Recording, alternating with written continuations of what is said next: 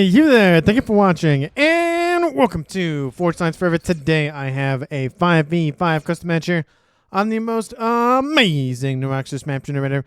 So let's go ahead and introduce our teams and our players, starting off with Team 1 in the northeast and ending with Team 2 in the southwest. Starting off with Team 1's frontline player, or one of them at least, we have in Stitch Blue, it is Derp. He is a UEF for this match as a 1500. To his west, we have in Chevy Crimson another UEF is Mas Mori. He is a 1500 as well. To his northwest, we have another UEF. It is Hollow Submarine. He is in Rust. He is a 1600. In Barbie Pink to his north is Banana Smoothie. That actually sounds pretty good right now. He is a Seraphim. He is a 1200. And last but not least for Team 1 in Regal Purple, it is Trith. He is a Cybran for Team 1. He is a 2300, the highest rated player on Team 1 and in the game overall. So overall for Team 1, they have 3 UEFs on the front line with a Seraphim and a Cybran in the back. Starting off with Team 2's frontline player, like I said, at least one of them we have in Batman Gray. It is Pepe. He is the first of 2 Aeons to be introduced for Team 2. He is a 1500. In Forest Green, the best color in all of Supreme Random, it is the Codemander, not to be confused, of course, with the Commander. He is the Codemander. He is a Cybran. He is a 1500. I feel like there was a joke in there, and I completely just biffed it. To his southeast, we have Tabernacle. He is a UEF for this match as a 1700 in orange, the color orange. To his south, we have in Ruby Red, it is Babel, the other Aeon for Team 2. He is in Ruby Red as a 1400. And already on his way to the east, we have in Imperial Gray, the one and only Seraphim for Team 2. It is Dimitri 11. He is a 2100, the highest rated player on Team 2.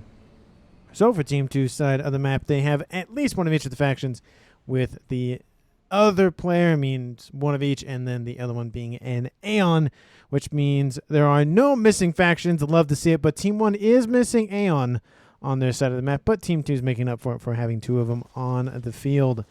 And for the reclaim situation we're going to be sitting at, it is 143,000 mass in reclaim. That is a monster ton of reclaim, over 14,000 mass per player. Not 1,400, it is 14,000.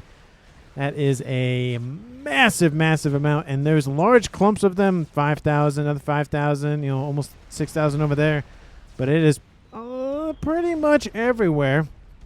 And there is a grouping of mass in this little lower section down here. And all of those icicles, rocks, looking glacier thingamajigs going to be scooped up and turned into weapons of war and throwing at one another. And in terms of the mexes here, we'll take a look at Team 1 side of the map. There is a Trimex position in the east.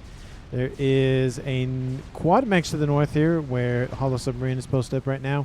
And then there's also a quad mex in the northwestern corner, which Team 2's, who is that? That is Pepe's, is trying to at least deny. And then there's another Trimex right here in the middle of this glorious amount of rocks. Oh, rocks? Ice? Something. Is there anything else in the background? Oh, there is a quad mex right here for Mas Mori, and there's a couple of quad mexes in the back line. Looks like they all went to Trith. He's going to be perfectly fine with 3 quad mex positions. We're going to scale his eco quite nicely. We have a gun upgrade starting here for Hollow Submarine in the northwest-ish. One note in the map, there's very confined areas of movement. There are large areas to move around in, but in terms of getting to the other side of the map, there are very tight quarters. I mean, there's pretty much a lot of access points, but having large armies move through, something as an example of over here, kind of annoying. So it's going to make traversal just a little bit more frustrating moving around the map, and it is a little bit confusing. It is an upper section in the middle of a lower section. This looks like a lower section actually, but it is an upper section, so just to be a little bit more conscientious of the elevation differences. We have a couple of guns actually started for a couple more players for Team 1 and Team 2. It's Mas Mori with a gun, damage, or range. We do see Babel going for speed, already has range on board, and T2 actually started for Tabernacle. It is shaping up to be Looks like 2v2 in the northwest. We do see Gun started for Banana Smoothie as well. He's actually taken a decent chunk of hit points just ripped off of his chest plate, so has to get that back up and running. Unless he wants to be an early departure in the game. And nobody else really on Team 1 going on the eastern side besides Masmoy, who has finished that gun. Team 2 has 2 players over here with a possible third one on the way for Tabernacle. Yeah, he's going to move a little bit more eastward and assist with scaling his eco. And it's just a nice little cluster in the middle of the map, but unfortunately it is very difficult to get units through these little narrow crevices. So sending units, or at least large groups of them, through them is probably not the best idea. It's just going to take too long. You're just going to be booping one another, and then it's just kind of just nonsense. Not really worth it. In the east, we have a decent amount of forces here for Derp trying to push in to get to the southeastern corner. And we even see Masmoy moving in to assist as well, trying to kick Team 2 out of the avenues over here. But we do see the comm of Babel moving in, and of course, Dimitri 11 is here as well. So we could see a scenario where a nice little pincer maneuver happens on that comm, but maybe Dimitri doesn't have gun on board. Babel does.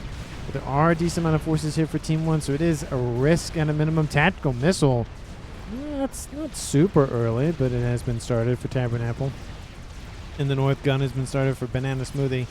Team 2's Pepe's is moving northward to assist his very far forward at Team 1 land spam facility, and it's given a lot of time for him to actually get a secondary facility online as well, which means if this falls, when this eventually falls, he does have a fallback point to be able to at least keep Team 1's forces at bay. We do see Team 2's Code Mando over here going for more reclaim and a couple more mexes over there. Nano repair started for Hollow Submarine. Wow, first strat bomber. I haven't seen that in a very long time online for Trith. So T3 is online for both players, or both teams, I should say. And that bomber is inbound for a nice little grouping of mexes down here. T1 mass storage is being built, but I'm going to get denied. Nice grab there. That's, essentially 9 mass a second per mex. Granted, they weren't having mass storage at all, but T1 interceptor spam knocks out that bomber. Was it worth it? A little bit, but in the east, Babel has been overrun by Masmoy's Mongoose and Calm. We see that Dimitri 11 was pushed back a little bit. So Team 1 scores the first blood of the game. Missiles outbound going after mexes in the northeast for Masmoy, but that will be a nice little pushback here for Team 1, especially because the other 2 players on Team 1 did not move in to the eastern side. So it's now essentially a 2v1 game in terms of comms in the southeastern corner, but nothing in terms of direct confrontation, and that looks like that actually was the first comm-on-comm action as well. Gun started, almost done here in the north for Pepper's going for speed next, and of course Banana Smoothie still hurting, man. He's just really feeling the pain this game. He does have gun on board, but he is at 2-star veterancy, so as much as it's looking not super great in terms of the hit points, it is 10% additional per veterancy, so it's actually not as bad as it could be. Probably would actually be in the red if it wasn't for that. TML spotted by Derp, and there is a TMD, not a TML. They're probably thinking about Tabernacle's comm, who is the TML. A couple of the mechs is taken offline, but TMD have been built to deal with that. Nothing really happening in this upper section of the map except for Team 1 just retaining control. Radar system going to be built most likely. I mean, it's nice to have a backup, and there's also already one right there anyways, so don't really know why they're building. Oh, I guess they're going to transfer it over to Trith. Maybe he's going to upgrade the team. Yep, that's what he's doing. Never mind. I feel like they could have just handed control over to somebody else and not have to build another one, but do see a couple of engineers dropped off. I'm going to go for this a little bit of chunk of reclaim. Not everything has been scooped up still. We started with 140,000 plus, and it is up. It is down to 24. We do see Team 2's Tabernacle getting into it with Masmoy. Masmoy has gun and 2-star veterancy. Tabernacle has 2-star T2 and missile. Outbound missile going for the comm. It's going to barely miss, but it was very, very close. I would say a second or two further ahead would have been enough in terms of leading the shot. Couple of ASFs having a disagreement about a color scheme and who has the best ASFs in the game, and I feel like the Seraphim will beat out the Cybern in that regard. So great grab there by Dimitri. Again, Having about a dozen or so ASFs at 14 minutes isn't a crazy thing. But again, some advantage is better than no advantage, so there's that. What is this? Oh, it looks like just a giant gray square down there because of everything kind of just suctions up. But in the northwest, shield started here for Pepe's, really trying to lock down this position, even getting some more PDs. It will not be as easy for Team 1 to kick Pepe's out of the northwestern corner. And he's just going to be there for a while. I don't think there's really anything that Team 1 can do at this point, unless he gets just a bunch of T3 or gets a Colossus or something over there. Oh, not even a Colossus, a chicken, just some sort of experimental to kick him out. Gun Splash, interesting. He does have Nano on board. He could go for some calm snipage with that upgrade. Has to be very careful, though, because he has been suffering in hit points for a while now, but he's back up into the green. But maybe not, but again, just has to be very careful. We do see an out pushing of forces from Hollow Submarine, and he's falling back at least a little bit, trying to secure this avenue of attack. It does allow him to go essentially north and around, or completely west, or it does allow him to start punching in southward. All those avenues of attack, or it even allows him to just continue to assist northward and maybe trying to kick out Pepe's southeastern side of things. Team 1 has gained a little bit more ground. Nothing really that Team 2's Dimitri couldn't just push out and try to just lock down this position, but he's just satisfied with that little section of the map for now. Eco is currently sitting at 850 and 820, so a little bit in favor of Team 2, but again, 15, 16 minutes almost on the clock, not really a huge advantage. It'd have to be 200 really out of, 150 at a minimum to really be a little concerning. T3 engineering suite coming online here for Derp. Does have a T2 engineering suite, and he's building the Sparkies. Lovely to see those. I think it's been a minute since I've seen them in action. And is getting some more engineers for some more PGens with that T3 land facility. And of course, air expansionary efforts by both Team 1's air player of Trith and Team 2's air player of Dimitri 11. Getting some Harbingers also on the field, so he is shoring up defenses, at least on a land situation. He does have dual base because of the death of Babel. That will help with his not only eco scaling, but also trying to just secure that section of the map a little bit easier with that extra amount of mass. We do see Harbingers over here doing exactly that, dropped off by a transport. So instead of just walking all the way forward to get to that position, he just decides to drop behind enemy lines and call it a day there. I mean, it works. He didn't really need to do that, but it does work. Gun Splash still on the cards here for Banana Smoothie. After it's taken a while. Looks like he can hold Cade a couple of his facilities to scoop up for reclaim. Does have a huge amount of Team 1 Thams and Zooies mixed in here. Looks like Pepe's is gearing up for an assault here shortly. Advanced range is done. He does have the regular shield, which is better than nothing. Looks like he might be pushing in.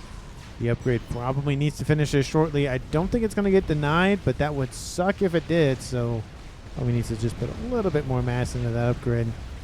Another air fight. Actually, I think Dimitri 11 is going to take it, or at least try to take it at least. And those T3 ASFs are going to be pushed back. Those Geminis kind of just not having a fun time today.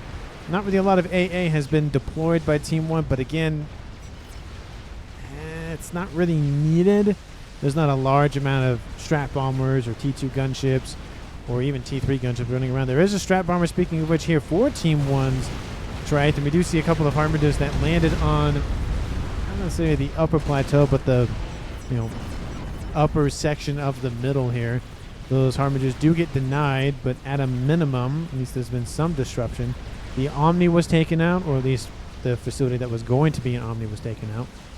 It blinds Team 1 just a little bit, but again, nothing too crazy because they can repair it pretty quickly and then get back up to T2 at least. An attack is brewing in the north between the Barbie Pink player and the Batman Gray player. We do see a couple of Loyalists assisted by some hoplites moving in from Codemander. We do see in the south as well the missile still online for Tabernacle. Hasn't swapped it out for anything. Almost at 4-star veterancy with it. Maybe we'll see Tactical Billy Nuke, maybe not. And lovely Absolver that just gets denied. Is that wreck float? That wreck is floating. Does that happen a lot with wrecks? I don't think. Well, I mean, Oh, okay, that wreck does float. I think it's just a unit thing, where because the unit is floating, the wreck floats. But didn't notice that till now. Explosion in the northwest. Pepe's launches the assault and just gets denied by Team 1's Banana Smoothie. Unfortunate. Looks like there were just so many spam units in the mix. It just was too much for him to bear. Go GC, I have Eco, says Pepe is from Beyond the Grave. Looks like there was some T2 built as well, T2 PD specifically, and it was just rushed quick enough, and that shield was just not strong enough. Looks like Codemander will gain control of that northwestern corner. That's the second kill that I've missed. It is unfortunate. I do apologize for that. We do see in the south a couple of gunships roaming the countryside. Looks like we have a secondary air player for Team 2, and that is Tabernacle. Team 1 has not adopted the same strategy yet, but I wouldn't be surprised if they don't at some point, just, again, due to the fact that a way to really beat out, again, 2 air players is just get another air player. Unless your air player has just a ton of mass and energy to spend, it is pretty difficult to maintain that catching up, or trying to catch up at least. A couple of Harmagers and a couple of Harmagers having some fun with a couple of Team 1 units and a couple of T3s, a couple of those Cougars. Cougars cannot target ground units like the Cyberns can. And the Harbingers and Mongeese, the little brother and big brother, really carving up these Harbingers here from Team 2 Strike. And there's even more inbound, and yeah, not a good day. But there are some more Harbingers still just punishing Team 1's Mas Mori. Again, another T3 mix is about to die. That's probably the last one they're going to get. They might get one more, because there is a decent amount of Triad spam being deployed. I don't know. Maybe they'll get 2 more. Those Harbingers actually are 4 or 5 vet, so they have 50% additional hit points, most of them. That will add to the survivability a little bit. Yeah, they'll get that other T3 mechs. My brain wants to say try again, but try does mean 3, but it is not the 3 that I'm talking about. You see on the front lines here for Team 1's Hollow Submarine, those Percys, as much as a brick wall is mobile and annoying to chew through, there is such thing as a Percy wall, and yeah, good luck chewing through that. A monkey would probably get through it, but it would be definitely suffering. Gunships unassisted by ASFs just get wiped out by the air by Trite. Didn't even get a chance. Even more gunships get taken out. Oh, that is unfortunate. Missile spam trying to deny the artillery spam by Team 2's Codemander. And again, Banana Smoothie in the yellow. He just cannot catch a break with the... Oh, he did drop into the red. And to be fair, Banana Smoothie did have that splash upgrade on board, so it did do a lot of damage to the comm, so I will point that out. I did miss that when I did the initial conversation about Pepper's comm, but Banana Smoothie did have that, and it does wreck comms, so that is the thing. Tactical Nuke canceled. Oh, that's unfortunate. Tabernacle, why would you do that? Looks like he went for Ras, and he's going for T3, and then probably he's going to go for Tactical Billy Nuke after that. Harbinger's still running amok for Team 2's Dimitri 11. But to be fair, they do have a really tall cousin that only has one eye, but man, can he give you a death glare like no other. No surprising things for Team 2 as of yet. No satellite started, no artillery or game ender. I mean, game ender would be pretty early, to be fair, but nuke or some sort of annoying device for either team to deploy on the field. I don't see anything out of Team 1 besides just more air grid and again more PD spam, which if it's over there, it's not super helpful. If the Colossus does focus just on derp space, I think derp space is probably just going to be null and void at this point. Looks like Mass being actually sent to derp to assist. Looks like he's producing those gunships to try to slow down that Colossus. There's a Percy that just had a not fun time, just gets grabbed and just does not enjoy the ride that he was going on. ASF stacking up quite nicely for both teams, but I think Team 1 might have it. Well, we'll see the remaining ASFs in this engagement here. Colossus did veer west, which means that the Ravagers are in range, and that's pretty much going to be the death of that gunship, that Colossus. ASFs, oh, not looking good for Team 2. Ooh, and those ASFs are just going to get wiped out for Dimitri 11. That will give Team 1 air control. I don't know if it's dominance, but it's close. That is not what I wanted. What? No. Wrong. There we go. 68 ASFs remaining. I was like, that's that. I set up that hotkey earlier. It's not working, but I was hitting Control-Shift-A instead of my set Alt-Shift-A. So I forget who it was, but a couple days ago, 5 days ago, something like that, somebody mentioned that there was a hotkey you could get for fighters, and I thought, oh, that's a really good idea, and then I mapped it before I started the video and tested it out to make sure it worked, but I forgot that it was Alt. I initially wanted to set it up for Control-Shift-A, but it was already taken, as you can see, so that kind of messed up my thinking. Anyway, experimental online for Team 2's Commander skipped the monkey, which trained for the crab, and he's going to go for donut. Team 2 does not have air control. Why are you going for an air I mean, there are some ASFs online for Codemander. Everybody on Team 2, speaking of which, has now gone for some sort of air. So again, not 3 main air players, but at least 1 and a couple of secondaries. Air fight happens over here as well. Again, nothing too crazy. Team 1's going to win that fight. But with 3 air players online for Team 2, at least in some degree, Team 1's definitely going to have to fight back. We do see a T3 air facility, of course, online for Derp, who's producing those gunships out of there. Besides that, there's nothing else that Team 1 has in terms of massive amounts of facilities for somebody else. And here comes that numbers advantage slowly rearing its ugly head for Team 2, or for Team 1 on Team 2. Gunships inbound, possibly going for Tabernacle's comm. He does have a T2 shield emplacement next door, and the Interceptor's going to try to help out. T3AA is going to be deployed, going to build more T3AA. I don't think it's going to be enough. He might... it's not... I don't think it's going to be enough. Oh, the remaining gunships are the remaining ASF are targeting the gunships. It will still give Team 1 air control, but not by that much. And Tabernacle is saved by the Team 1, T2, and T3 AA spam. That was close. Less than half hit points.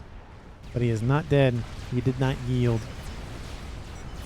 We do see a pushing back attack here for Team 1's Hollow Submarines, but the Colossus is not going to have a fun day in the snowy patches of the planet here, or one of the planets, or Hoth, or wherever the heck this is. We do see that Colossus is taking shot after shot, and now the FAF Boy is getting in on it, which not a good thing for the Colossus. It's in the red, and yeah, that thing's dead. So not good, and it does put that mass not necessarily on Team 1's doorstep, but it's in their yard, especially with the FAF Boy being able to secure the area. Good luck getting engineers nearby. There is a crab. I feel like the Colossus probably should have waited for the crab. That's my 2 cents on that front, and trying to push in for the FAF Boy, but you know, there was probably oh, I could go for it now. Didn't see the FAF Boy. It was too late, and then that was that. In terms of ecos, Team 1 is winning 1.6 versus 1. Okay, well, barely 1.6. Oh, shot up to 1.9, so actually possibly power related. So never mind, scratch what I just said. Team 2 is in the lead, 1.9 versus 1.6. So 250 or so mass per second for Team 2. Definitely a decent lead. Not as the game goes on, if that is the same number lead, the percentage goes down in terms of total mass being generated by and whatnot. So it's not as bad as the numbers tick up, but it is concerning at a minimum. Team 1 has lost nobody. Team 2 has lost Pepe's and Babel.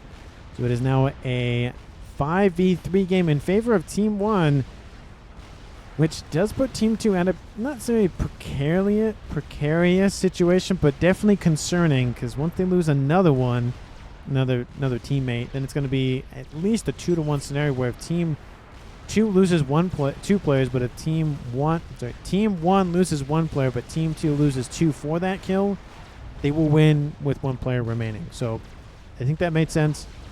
But anyways, it is something to watch out for as the game progresses, especially for Team 2, where they just don't have that many players to just donate to some sort of endeavor. But let me know down in the comments who you think is going to currently win this game. Of course, if you haven't done so already, please like the video and subscribe to the channel. And as always, thank you so very much for watching. I really, really, really do appreciate it. And of course, hopefully everybody enjoyed the sentence game from a couple of days ago. If you haven't gone and see it, go check it out. Very fun game. Really enjoyed it. And I always like casting sentence games, but there is a thing is too much sentence, so that's why I try to have at least one sentence game roughly a month. So that's, you know, just enough to, you know, not be too long, but just short enough to feel like it's not that far off. But anyways, take a look on the crab assault. There's now 2 fat boys there, and that crab is now dead. Did not learn the mistake of the fat boy, the Colossus, and yeah, not a good situation there. But Team 2 has pushed heavily into this, you know, huge area, and Team 1 is not looking super great. They do have 2 fat boys. Again, that is the benefit of the UEF, as they have the only indirect long range, not long-ish range, mobile artillery piece of the fat boy. So if you get a bunch of those stacked up together, good luck getting any land units nearby. But I feel like Team 2 might want to invest in some of their own long-range fat boy nonsense, but we'll see if Dimitri, or specifically probably Taber Apple, ends up going for it. Anything big and exciting here for Team 1? Tactical Billy Nuke started for Derp. Masmori has his own missile online, so maybe we'll see a double Billy Nuke situation for Team 1. In the southwest, more air grid. Ooh, artillery piece. Okay, so please do not put your Novaxis next to Pigeons. It does absolutely nothing. And that's just a big volatile, like, hey, just kill an SMD, an artillery, and a satellite all in one. Not a great placement, but the artillery piece is almost in the green, so that is definitely something to be worried about if your Team 1 is tired. That's why I'm saying Z. And Dimitri 11 saying artillery coming. Don't know what's in reference to that. Artillery says Trith. Anyway, Team 1's at least aware of it, so I'm not going to be completely surprised. Shields are being built immediately. Love to see it. Probably should have built those a minute or two ago, but, you know, it is better late than never. We do see Billy Nuke outbound for Tabernacle. I think that's the first one of the game. Colossus continue to stack up, and Team 2 has been forced back considerably due to that fat boy pressure. There's no loyalists on the field, at least nearby, for Team 1, so this is going to land, and it's going to kind of hurt. Boom. Does take out a couple of Percys, not all of them. And it's funny how that one and that one died, but those 2 were fine, which is kind of weird how that AoE works. ASF sitting over here. Don't know what they're for, but it does look like Team 1 just went, okay, we're going to cut your supply lines off, Codemander, and then we'll just move northward and just starve that base out, which, yeah, it's doing not too bad considering there is a chicken almost in the green, so maybe not, but at least for now it's still alive, so that's something. Team 2 does not produce 16,000 mass per second unless they have a couple of Paragons hidden somewhere. And I don't even know why it does that. I think that might be just a reclaim situation, but it's so weird that it spikes like that. A couple of experimentals have been finished for Team 2. One for Dimitri, which is, I'm assuming, another Colossus, and that would be, yep, and then Hollow, not Hollow, but, no, Hollow did build an experimental. It's that chicken. That's not the chicken he built. Oh, no, that was, there's a couple of Colossus over there. I don't know what message that was. Okay. Artillery is done for Team 2. Definitely make a note of that, as the 2 fat boys that we've seen for a little bit now and the chicken for Banana Smoothie are being forced back by the Colossi, which again is actually a fade because they're trying to draw the Colossus in to essentially kill themselves on the fat boy fire, especially with the 3rd one inbound. And there's also some counter Corsairs online for Team 1. We saw the ones for Team 2 get wiped out. There goes that Colossus. Good luck surviving that. It's actually, they don't even target that one. They target this one. Not the one that's severely weakened, but, you know, each their own. Another Billy Nuke lands here in the east. It's targeting the fat boys specifically, and those fat boys are just going to be constantly on the move. To be fair, that is a decent distance to travel for that Billy Nuke, and it's already hit at least 2 of its shots on the Fat Boys. So nice projecting of where the units are going from Tabernacle. And Colossus is going to die before the Fat Boy succumbs. Team 1 will retain all of those Fat Boys and just make it more and more and more annoying for Team 2 to just stay on the western side of the map. It is shifting to a north v south kind of game. It kind of tends to do that.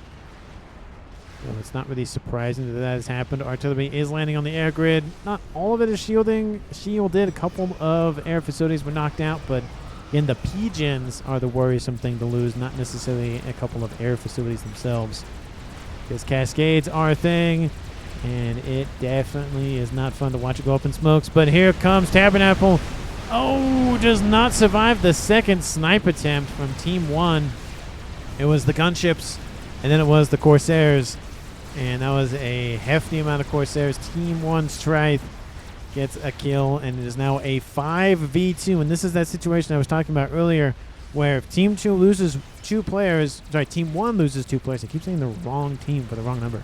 Team 1 loses 2 players. Yeah, I even did it again. But if Team 2 loses 1 player in that situation, again, it's going to be 3v1 and then 1v0, and then Team 1 wins. We see that counter-billy nukes are online. So any risky play definitely has to be worth it, or it's just not going to be a good scenario. APM's just going to win out the day. We've seen it time and time again, especially at 33 minutes. APM is one of those resources that you can't really track, but with 5 players remaining for Team 1, they will just out-command Team 2 at this point, just due to the number of players left. Missiles outbound going for... Oh, they do hit the chicken. Granted, the chicken won't die, but, it was a nice hit there to nonetheless just do some damage to that experimental. And nothing big and exciting here for Team 2 as yet. The artillery's online. The satellite's online. That's pretty much it. In the east, more Fat Boys have sprung up. I feel like I've seen a lot of games with just Fat Boy spam, which, if it ain't broke, don't fix it. There's 4 of them over here, and there's 5 of them over here. That is if you clump all those together, not even is that just critical mass. That's just, hey, let's just move and just wipe. That's just scorched earth mentality. Just annihilate everything in your path. Don't stop firing. Call it a day. Teleporter started for Codemander. We'll see what he does with that. Again, he is Cybran. He's the one and only Cybran for Team 2, so definitely something to be worried about. Another Billy Nuke outbound. A lot easier to see when they updated that icon. Now the shielding should hold, but it's just not going to be... Oh, no, it doesn't hold. Apologies. Boom. Takes out that artillery base, and that will allow the Fat Boys to continue to push. And Team 2 is hurting both in the eco situation and in the the map control scenario. Transport with a couple of engineers dropped off here for Team 1 trying to get some AA. That's heavily far forward AA emplacements.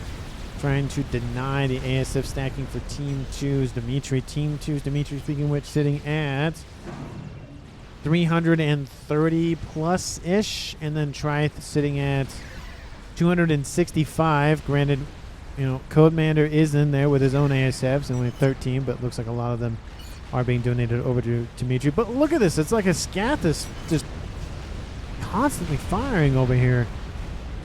Same thing over here. It's not as bad, but those are just so many yellow dots on that side of the map. Another Billy Nuke outbound. Team 2, Team 1 just cannot rest in terms of those Billy Nukes. But technically Team 1 can, because Tabernacle is dead, and he's the only UEF on Team 2, and he's now bitten the dust. He's gone to the great factory in the sky. So it is unfortunate, but it does happen. And there goes nice boom. Takes out a gunship, takes out a ton of Team 1 build power, and singes the feet of a couple of Colossi. In the north, Colossus trying to push back, but there's 4 fatties and a chicken. Good luck getting anywhere near those things. There's even another chicken inbound. Laser done for... Yep. Oh, there we go. He's going. Where's he going? Oh, he's teleporting right on top of Derp. Does he notice? I mean, he's literally on top of it. He's moving somewhere. I don't know if he's trying to get out of range. Oh, Billy Nuke is outbound. It fires on something else for Team 2, but Derp trying to get out of range. And Codemander is going to get the snipe on Derp. First kill of the game for Team 2. Billy Nuke outbound to go after Codemander, but Codemander is going to teleport, I think, before it lands. It does not hit him. Where did he go? He went up here to the northeast. He went after Trith. He assassinated Team 1's air player. Nice grab there. And then he's going to teleport again. He's going to go over here to the west. Hollow Submarine's like, get me out of here. That laser does not have a good slowdown turn radius thing. But there goes Hollow Submarine. That is a triple kill for Team 2's Codemander. Nice grabs there. Puts essentially everything on Team 1's side of the map under the control of Mas Mori. And it almost looked like he was going to go after Mas Mori, but he was building Team 1 PD. And Codemander thought better of it. Will Commander get out of it? He will. He went in for the triple kill, and he got out of there. Woo, that was very risky, but hey, it paid off, and he got a triple kill for it. No tele-defense reason, says Tabernacle. And yeah, I mean, with a Cybran on each team, that's going to be a thought. Granted, telemasers don't really happen at 30-plus minutes, but again, when you're at a 5 to 2 player deficit, kind of need to shake things up a bit, which means it goes from a 5v2, like I said, to a 2v2. It is a tied up game here at 38 minutes. Ooh, that was very, very exciting. That's probably one of the fastest triple kills I think I've ever seen in terms of a telemaser. Usually there's like a game or so where someone just hops around a bunch and eventually gets killed. But Commander's defeated by Banana Smoothie. He went in for another kill and just got denied. Granted, the splash upgrade definitely helped out a lot. And he's like, I did my part. I mean, to be fair, yeah, you did. You got 3 kills and tried to go for a 4th. And it is now a 2v1 game once again in the favor of Team 1. But that gives everything on Team 2 side of the map to Dimitri 11. There's some Optims in the base. Not a fun time there. There's, of course, Fatties to the north and Fatties to the east. So there are a lot of inbound long-range problems for him to deal with. He has an artillery piece. He has a satellite. Well, I mean, that's one way to solve that problem. Already in the high yellows, about to tick over the green. The YOLO is almost done.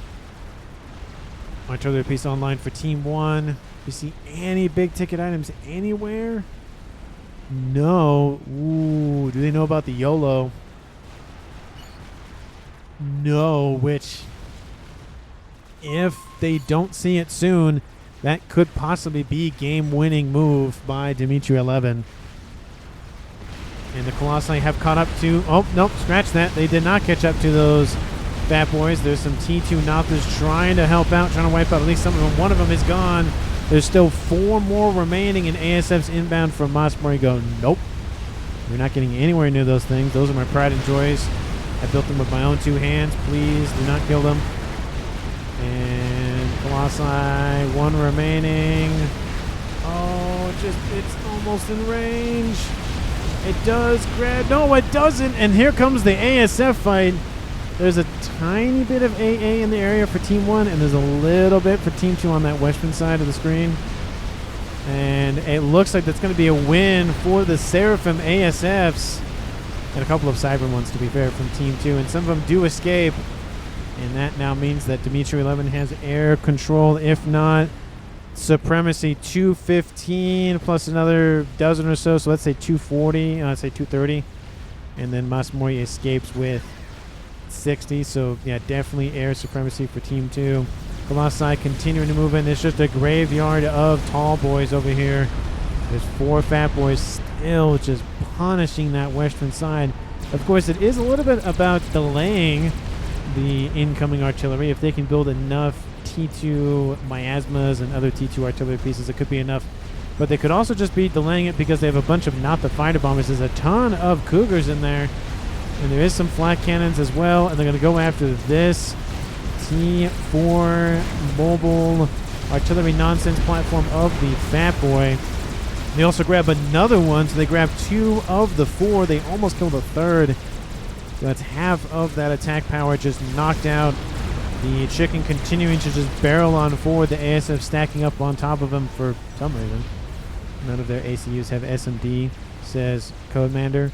There's one there, and no. Ooh, the YOLO is done. Ooh, that's not good, and looks like it's going.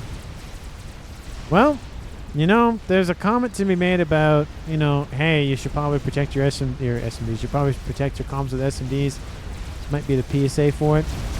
And more not the firebombers inbound for that chicken, trying to deny it. They rip off a lot of that armor plating and hit points almost instantaneously. And oh, now we see the ASFs are running roughshot for the Nathas that are trying to just take out whatever they can. Nuke is up on the first nuke of the game, at least the proper one. And in this case, not even proper, it's the super nuke of the YOLO. And that comm better be moving or he's dead. He's moving. He's like, nope, see y'all, bye. And getting out of there and getting underneath not AA, but SMD protection. There is an SMD over there. That has 3. There's an SMD over there. That also has 3. Looks like the artillery is just having some fun over there. It's going to be the first YOLO that will land. It's out of range of that SMD for sure. But Team 1 now knows about at least a nuke at a minimum. And I wouldn't be surprised if they launch scouting operations to figure out exactly what it is. I mean, with an icon like that, I mean, okay, try it to say it's a YOLO, so that does help. And of course, the explosion will definitely assist with the, hey, they have a YOLO. Oh, just the glorious first shockwave. And then the second shockwave just kaboom. Of course, mirroring the Awasaw bomb, where the the bomb lands. There's the initial damage, and then there's the secondary explosion that does most of the damage. So it's just mirroring that. Miasma does the same thing. T2 artillery placement for the Aeons mimic the T3s as well, mimic the essentially there's another secondary damage. Miasma, it's more of a lingering, and the emissary T3 artillery installation is more of a pulse. But artillery for Team 2, the one built by Tabernacle, is going down, and that's why you don't build satellites next to PGens. Right there. Granted, the Fat Boy wasn't helping with that, but still, that Fat Boy's now dead. I think that's the last Fat Boy for Team 1. Another YOLO. It almost did not get shot down. It was essentially halfway down. Spam SMD, says Trite, and that is definitely a good idea. Scath has been heavily spammed up by Mas More. So it's going to be a race to the bottom in terms of who can out-damage the other. Of course, more focus is going on Colossus. Looks like it's just more once the YOLO, of course, is finished loading, then they focused on other endeavors. But, of course, don't probably stand next to the game ender that can explode and pretty much kill you. Not a good idea. Wouldn't recommend, but, you know, it's one way to go out in a fire explosion. Gunships over here just having a run of it on those mexes. And where is that YOLO going? Did he way overestimate where? Oh, it's going to target the mass, maybe? I don't know. But did not land maybe where he thought the forces were going to go. But the gunships are retreating, and most of them get wiped out in the nuke. Kaboom! One survives. And ASF's not looking too good now for Team 2. He's doing pretty well on the ASF count, but I think Team 1's just been wearing him down a little bit too much. 83, 65, and obviously going down. Which is not a good scenario for either team, but at least in Team 1's perspective, they at least get air control back a little bit. And there's still that land attack. There's chickens just constantly throwing themselves at Team 2's western front. It's going to come down to, can Team 2 defend the YOLO long enough to knock out the main bases? That's really what's going to come down to. And it is close, Derp. You are correct. It can go either way. If the YOLO is taken out, Team 2 loses. If the Scathis is taken out, Team 1 doesn't necessarily lose, but because it's sitting next to the air grid, it's just not going to help. You see, draw a line of SMD, says Trite. I mean, that's one way to do it. You don't need 30 of them. You need 4 decently assisted, and that's pretty much it. But this chicken horde, not a good thing to have over here for Team 2. There's constant T2 fighter bomber assistance, but you know, it's just Not enough. Oh, there's a chicken. Not chicken. There's a monkey that's about to finish. I don't... Oh, maybe it will finish. I don't know. It's pretty doggone close. Yep, it finishes. One chicken is dead. Scathers fire raining in on the main... secondary? Main? Just part of... Oh! That's gotta hurt. Needs more shielding. That's a T3 UEF artillery installation. It's actually paid for itself quite well. 120,000 mass killed. So, yeah, definitely paid for itself. Second one has been started. SMDs being spammed up. There are SMDs, of course, that are already loaded. And they need to stay loaded in Team 1's eyes. And is this one? No. Oh, that one's... Ooh, that one's depleted. Is there a secondary one nearby? Uh-oh. I don't think that one's in range. Oh, it's close. Oh, there's another SMD over here, and it gets shot. No, it doesn't. One more. It depends on how far the nuke goes in. Oh, it's barely out of range. That's unfortunate for that artillery piece. Ooh. And the other one that was being built too gets denied. Kaboom! Oh, that's gotta hurt. This one almost saved the day, but it only could shoot one of them because the missile passed before the second one could lock on and fire. Secondary air grid is down for Dimitri. He has to keep this YOLO online. If not, that might just be game over. He doesn't have much remaining. There are chickens running around for Team 1's banana smoothie. And I've been in -1 for a while. No more ASF attack only, says Derp. Maybe he's talking about Dimitri. Another nuke is outbound, but I think this one might be enough to save it. It does have 2 loaded. And there's another one that has 2 loaded. That's one. Oh, there's a secondary SMD somewhere? Where? Because it looked like it got shot down in one. No, it did fire both of them. Weird. It just looked like it only fired one of them. And ASF still cleaning up the skies here for Mas Mori. Chickens running him up over here, just trying to secure the reclaim. Another nuke is outbound. And it's just going to be a matter of time. Team 1 does have a lot of SMDs spammed up. There is just so many of them built. The only problem is oh no, this one has 4, so that's at least 2 anti-YOLOs.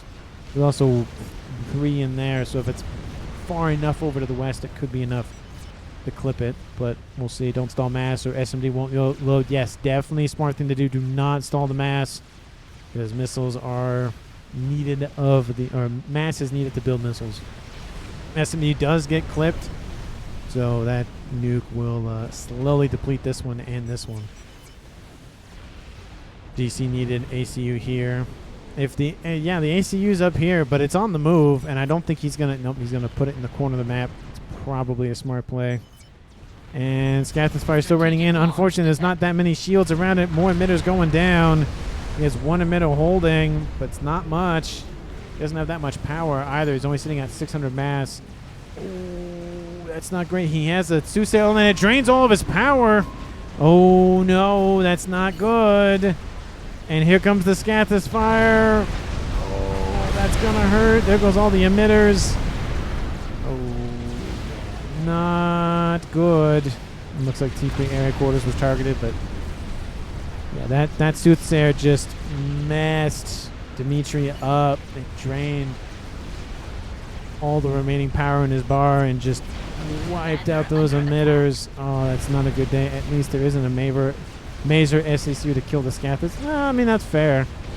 Enemy spotted. They know where he is. Mazer-chan is best AC. Most efficient unit this entire game. Yeah, probably, honestly. Strategic launch detected. Another YOLO is outbound, the last one of the game, because those Corsairs are going to kill it. And they're going to kill Dimitri. Actually, they're sniping Dimitri, not the YOLO. Oh, that's unfortunate. You should have just gone out in the blaze of glory with the YOLO. Oh, mean. Just blow that up. It would have killed him anyways. It would have been fine. But that is the game here, folks. 48 minutes on the clock, and Team 1 wins the game after that triple kill telemazer from the Codemander. it was not looking good for Team 1. So it was Team 1 for a decent while, and then that triple kill came in, and then the YOLO came in. But then Team 1 was able to recover and then build the Scathis. And, I mean, the Scathis did help a decent amount, but it was a lot of pressure from the land from Banana Smoothie just constantly distracting Team 2. And, of course, snipes going down on the eastern side on mexes and whatnot. But it just became an overwhelming endeavor for Team 2's Dimitri, and it was just too much for him to bear. And essentially the shields collapsed, and that was it. But let me know down in the comments who you think the MVP of the game was. Again, even though Team 2 didn't win, I got to give a shout-out to Codemander. That triple kill was nice. Very, very nice. But I don't know who to pick for Team 1. So let me know down in the comments. I really do appreciate the time and attention to give these videos. Thank you so much for watching to the very, very, very, very end of the video, and I will see all of you in the next one.